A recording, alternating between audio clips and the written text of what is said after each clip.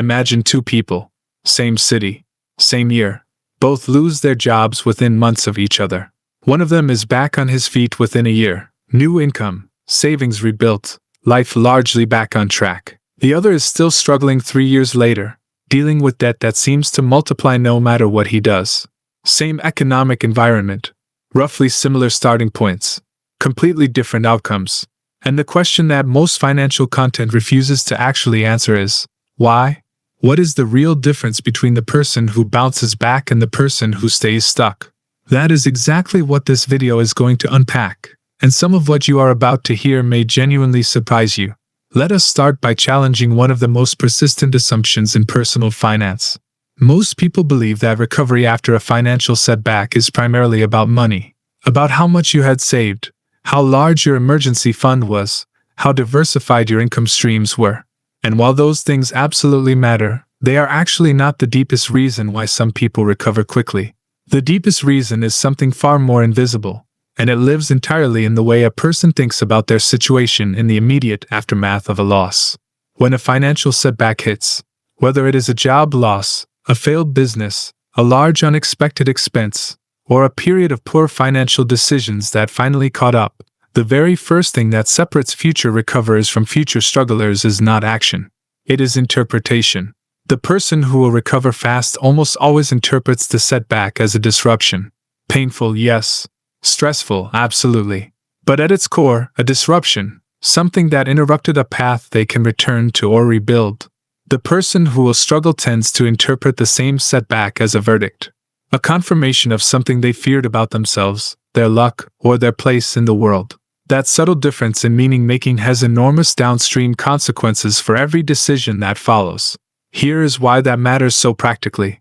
When you see a setback as a disruption, your brain stays in problem-solving mode.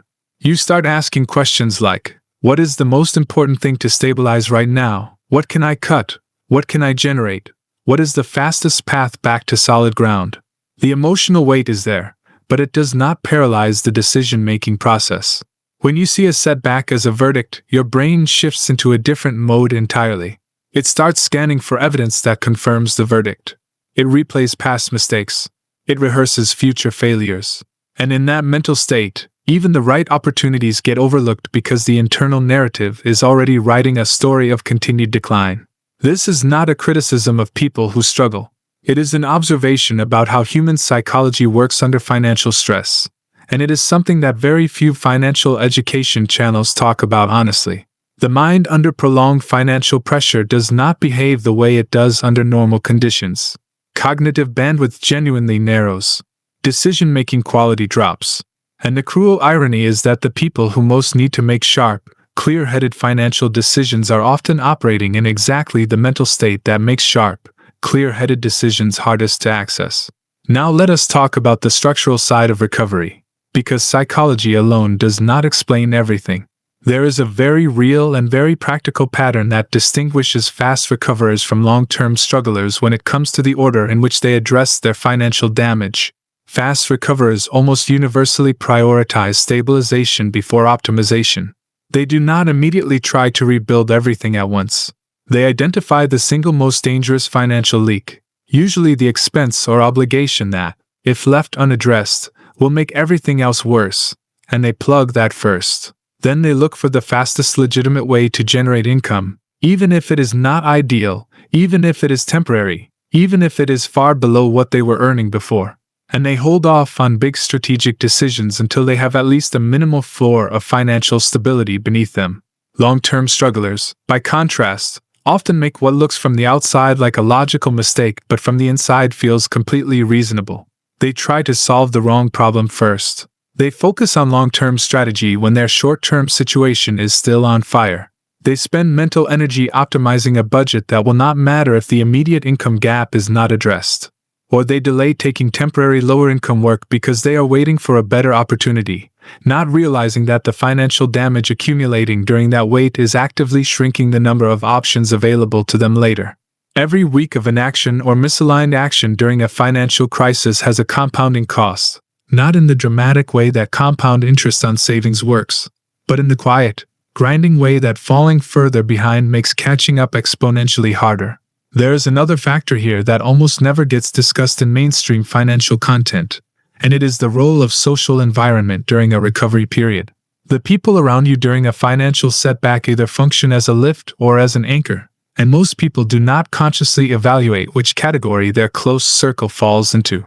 A lift in this context is someone, a friend, a family member, a mentor, even an online community, who maintains realistic optimism, offers practical support without creating dependency, and does not treat your setback as a permanent identity. An anchor is not necessarily a bad person, but an anchor is someone whose own relationship with money, with struggle, or with your situation ends up reinforcing the wrong narrative. They might mean well and still consistently remind you of everything that has gone wrong, or subtly discourage risk-taking that could accelerate your recovery, or create social dynamics that normalize staying stuck. The research on economic mobility has consistently pointed to social networks as one of the most underappreciated variables in financial outcomes. The people you spend the most time with during a period of financial challenge shape not just your emotional state but your access to information, opportunities, and alternative perspectives. This does not mean abandoning people who care about you. It means being deliberate about whose voices get the most weight in your head during a critical recovery window. Let us also address the role of financial identity, because this is something that operates mostly beneath conscious awareness but has a huge influence on the speed and completeness of recovery. Financial identity is essentially the answer to the internal question, what kind of person am I when it comes to money? Some people carry a financial identity that is fundamentally growth-oriented. Even after a significant setback, their baseline self-concept includes being someone who builds, who learns, who adapts. Other people carry a financial identity that is more fragility-oriented.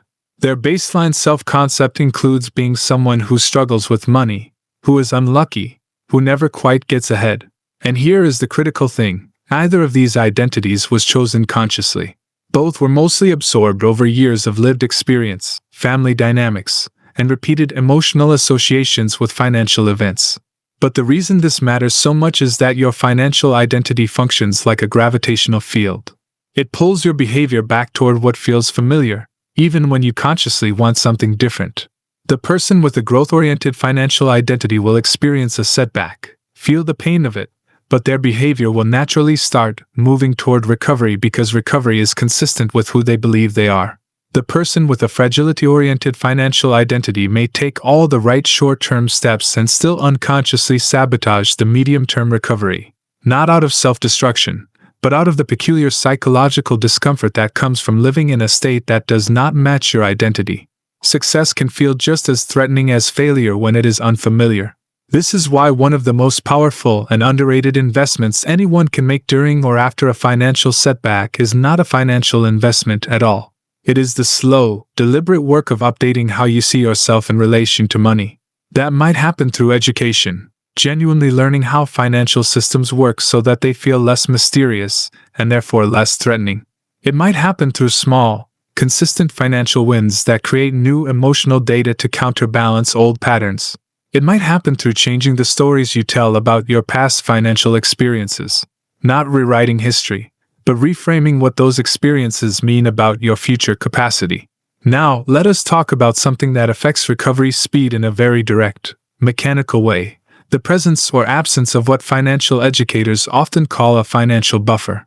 A financial buffer is not just an emergency fund in the traditional sense. It is any form of financial slack that gives you time and options when things go wrong. It might be savings, yes, but it might also be a low fixed-cost lifestyle that lets you survive on less income during a transition period. It might be marketable skills that allow you to generate income in multiple ways. It might be relationships that create access to opportunity. The common thread is that a financial buffer buys you something that is absolutely critical during recovery: decision-making time. When you have no buffer, every decision gets compressed into urgency. You cannot evaluate the best option. You can only react to the most immediate pressure.